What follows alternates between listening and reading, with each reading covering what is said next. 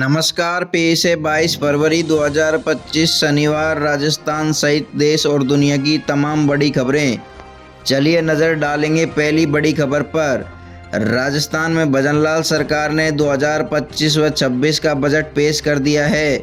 वहीं बजट घोषणाओं के बाद CM Bhajanlal Sharma action mode में दिख रहे हैं। उन्होंने सभी कैबिनेट मंत्रियों और प्रभारी सचिवों को जिले का दौरा करने को कहा है। इसके तहत बजट की घोषणाओं को लेकर अधिकारियों के साथ यह समीक्षा बैठक करेंगे। इसके लिए एक सूची जारी की गई है, जिसमें प्रभारी मंत्रियों के साथ उनके स्नान भी बताए गए हैं। वहीं सभी को सीएम ऑफिस में सीधे रिपोर्ट भेजने का भी आदेश दिया है। चलिए नज़र डालेंगे अगली बड़ी खबर पर। राजस्थान विधानसभा में कांग्रेस के 6 विधायकों के विरोध में सदन में धरना जारी है।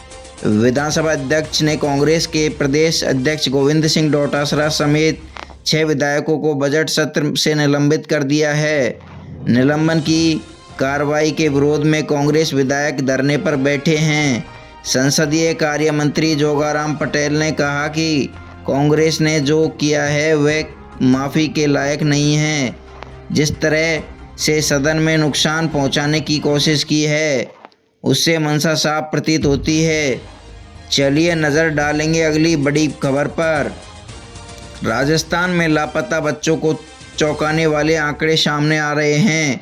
प्रदेश में पिछले एक साल में 7,339 बच्चे लापता हो गए। इनमें 501 बच्चों का अभी तक कोई सुराग नहीं मिला। बूंदी विधायक हरिमोहन शर्मा के सवाल के जवाब में गृह विभाग की ने यह जानकारी दी।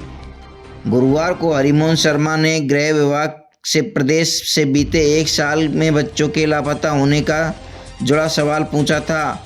उन्होंने विभाग के जिले भर में प्रति महीने गायब हुए बच्चों का विवरण मांगा था। सरकार ने बताया कि 7,339 में से 6838 बच्चे बरामद कर दिए गए हैं।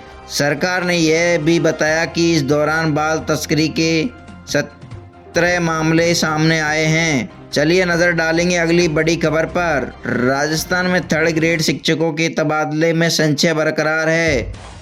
इसी साल कई विभागों को छोड़कर अन्य विभागों में ट्रांसफ़र शुरू किए गए थे, लेकिन शिक्षकों के तबादले पर रोक बरकरार रखी गई थी। ऐसे में शिक्षकों के ट्रांसफ़र का मुद्दा गरमाया हुआ है।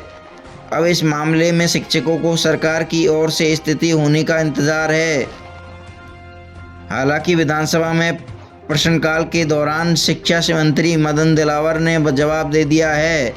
बीजेपी विधायक कैलाश वर्मा ने शिक्षा मंत्री से सवाल पूछा था कि क्या सरकार 3rd ग्रेड शिक्षकों के ट्रांसफ़र करेगी या नहीं। चलिए नज़र डालेंगे अगली बड़ी खबर पर।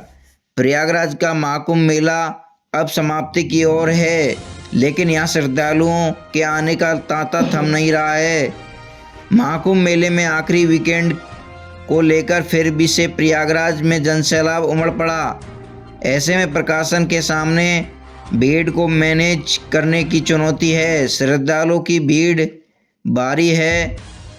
भारी भीड़ को देखते हुए गुरुवार को प्रयागराज के जिला अधिकारी ने 8वीं तक की कक्षाएं ऑनलाइन संचालित किए जाने का आदेश जारी किया था। अब शुक्रवार को यूपी सरकार की माध्यमिक शिक्षा मंत्री के आदेश पर प्रयागराज जिले में 24 फरवरी को होने वाली बोर्ड परीक्षा को स्थगित कर दिया गया है। चलिए नज़र डालेंगे अगली बड़ी खबर पर। अखिल भारतीय मराठी साहित्य सम्मेलन के उद्घाटन के दौरान प्रधानमंत्री नरेंद्र मोदी ने संबोधित किया। संबोधन के दौरान पीएम मोदी ने कई महत्वपूर्ण बातों पर चर्चा की। पीएम मोदी ने कहा, मराठी भाषा अमृत से बढ़कर मीठी है। इस दौरान पीएम के साथ मंच पर शरद पवार भी मौजूद थे। पीएम मोदी ने शरद पवार के लिए बोतल से पानी निकलवाकर गिलास में भी रखा। इस दृश्य को देखने के लिए बाद पूरे हॉल में तालियां की आवाज़ सुनाई देने लगी। चलिए नज़र डालेंगे अगली बड़ी खबर पर। इजराइल में गुरुवार को कई बसों में सिलसिलेवार धमाके हुए। बताया जा रहा है कि तेल अवीव में एक साथ 3 खाली बसों में विस्फोट हुआ, जबकि 2 अन्य बसों में विस्फोट बरामद किए गए हैं। इजराइल की पुलिस इन इलाक़ धमाकों के आतंकी हमला बता रही है। इजराइल के अनुसार इन धमाकों में किसी के घायल होने की सूचना नहीं है। आपको बता दें कि ये धमाके गुरुवार को रात का तेल अवीव के दक्षिण उपनगर बेट याम में खड़ी बसों में विस्फोट हुआ। इन धमाकों को लेकर जो वीडियो सामने आया है उसमें आग की ऊंची ऊंची लपटें दिख रही हैं। चलिए नज़र डालेंगे अगली बड़ी खबर पर। गंगा जल की पवित्रता पर कोई सवाल नहीं है। योगी सरकार का मानना है कि उन्होंने साफ सफाई का पूरा ध्यान रखा, लेकिन ऐसे स्नान करने वाले के बारे में क्या कहेंगे जिनका मन बहुत गंदा है। हम आपको एक ऐसी खबर दिखा जा रहे हैं जिसमें पति पत्नी खुद को संगम में डुबकी लगाने चले गए, लेकिन बूढ़ी और बीमार मां को घर में ताला लगाकर बंद करके छोड़ गए। बीमार मां की चीख से पड़ोसियों ने उसे बाहर निकाला। चलिए नज़र डालेंगे अगली बड़ी खबर पर।